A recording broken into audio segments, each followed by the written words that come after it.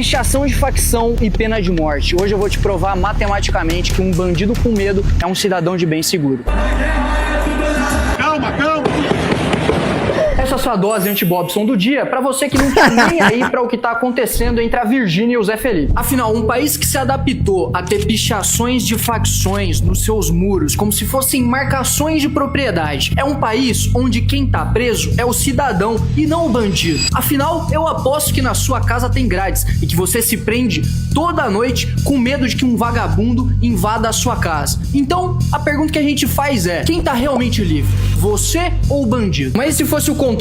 E se fosse o bandido que tivesse medo de morrer? É isso que a gente vai investigar aqui hoje. E foi assim que eu cheguei no Peri Chiquida, o autor desse artigo aqui, que é um dos economistas do crime mais respeitados desse país. E o que ele descobriu nesse trabalho aqui deveria ser o centro do debate no país hoje. A primeira coisa que eu descobri é que o Peri parte da teoria econômica fundada pelo autor desse artigo aqui, o Gary Becker. Essa teoria pressupõe que os criminosos fazem uma conta de maneira meio intuitiva sobre os custos e os benefícios de cometer um determinado crime, e que matematicamente se expressa nessa equação aqui. Dentro dessa análise, a probabilidade de ser punido e o quão severa vai ser essa punição são os custos mais levados em consideração pelo vagabundo. Ou seja, depende daquilo que a lei penal vai determinar como punição e do quão eficiente vai ser as políticas anticriminalidade e o sistema judiciário.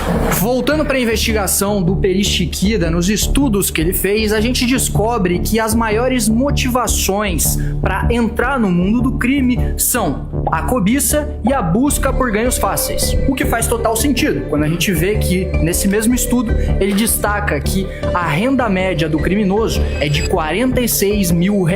13 vezes a renda média do trabalho legal. Tinha que ser esse número, né? Entre os entrevistados do estudo, só 0,7% disseram que os custos do ato criminoso foram maiores do que os benefícios. O que é meio óbvio, né? Num país onde 70% dos homicídios não são resolvidos e quando o bandido é preso, surge algum intelectual do bueiro para falar em direitos humanos. Agora, a descoberta mais interessante desse estudo é o fato de que 82% dos criminosos disseram que não teriam cometido aquele crime se a gente tivesse prisão perpétua ou pena de morte, provando matematicamente que um bandido com medo é um cidadão seguro. Agora, a pergunta que fica é: você acha que a elite intelectual e política desse país está disposta a dar esse passo? Ou você acha que para eles é muito mais fácil negociar e se juntar com esses grupos terroristas que estão tomando territórios do nosso estado? Bom, a resposta para isso você já sabe. Então manda esse vídeo aqui para aquele seu amigo Bobson e me segue para as próximas investigações.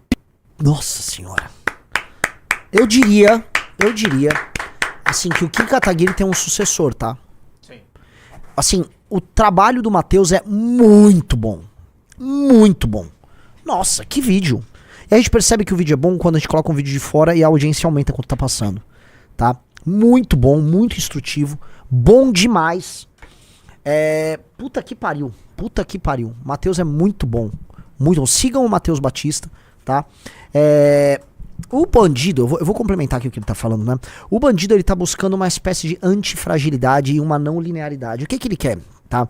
Pra valer a pena fazer o crime, ele quer buscar ter o mínimo risco possível e ganhos desproporcionalmente grandes. Ele não quer uma coisa linear. Por exemplo, uma coisa linear aqui no Brasil é você ser um assalariado. Você não vai ter um grande ganho, tá? Mas o seu risco embutido também não é tão grande. Isso é linear. A não linearidade, ou seja, você conseguir ter grandes ganhos, vem de atividades que, eu volto a colocar, permitem ganhos que vão ser, vamos dizer, explosivos, né? Muito maiores do que um ganho de alguém normal. Mas para funcionar, né, você tem que mitigar os riscos. E a atividade criminosa no Brasil mitiga o risco. Chance de ser pego baixíssima. Rentabilidade alta. Leis penais frágeis. Proteção na cadeia. Advogados pagos pela facção. Então a facção garante que os seus danos na atividade criminosa sejam os menores possíveis. E eles fazem um lobby em Brasília para garantir que leis penais sejam feitas para que você tenha tudo muito fácil. Então um faccionado, né, um bandido faccionado, quando ele se junta à facção, ele mitiga demais os riscos. E ele tem ganhos desproporcionalmente altos. Então se ele é um cara, um homem, que vem de uma periferia, não estudou, família destruída e tal, ele se junta a uma facção, cometer crime vale a pena. Porque as leis são fracas, ele não é pego, E ainda tem um sistema de proteção quase um seguro garantido pela facção. É isso que diferencia, por exemplo, o PCC de outras facções. O PCC criou esse estímulo, uma espécie de colchão que garante que o cara não se ferre completamente. É isso que precisa ser destruído. O cara, quando for fazer intuitivamente, como ele disse, essa conta, tá? Porque em geral essas contas são feitas de maneira intuitiva, ele tem que ter medo. O estímulo do medo tem que vir no sistema 1 de raciocínio dele muito claro. Não, vai dar merda. Não, calma. Entendeu?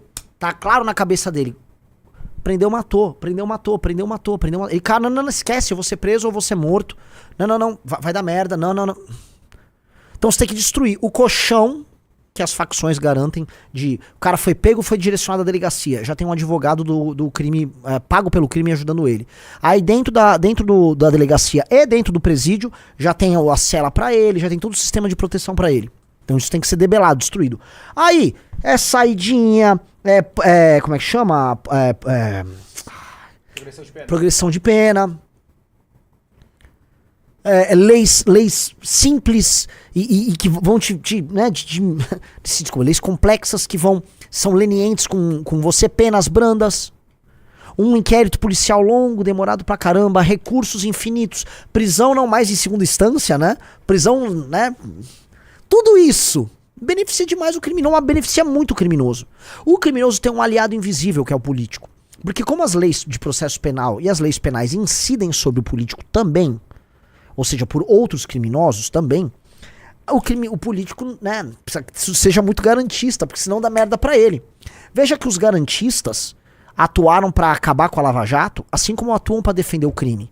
E, em grande medida, o discurso garantista serve pro político corrupto, por isso que os garantistas atuam muito bem com os políticos corruptos e também com o crime organizado. Aí eles dão as mãos, ó.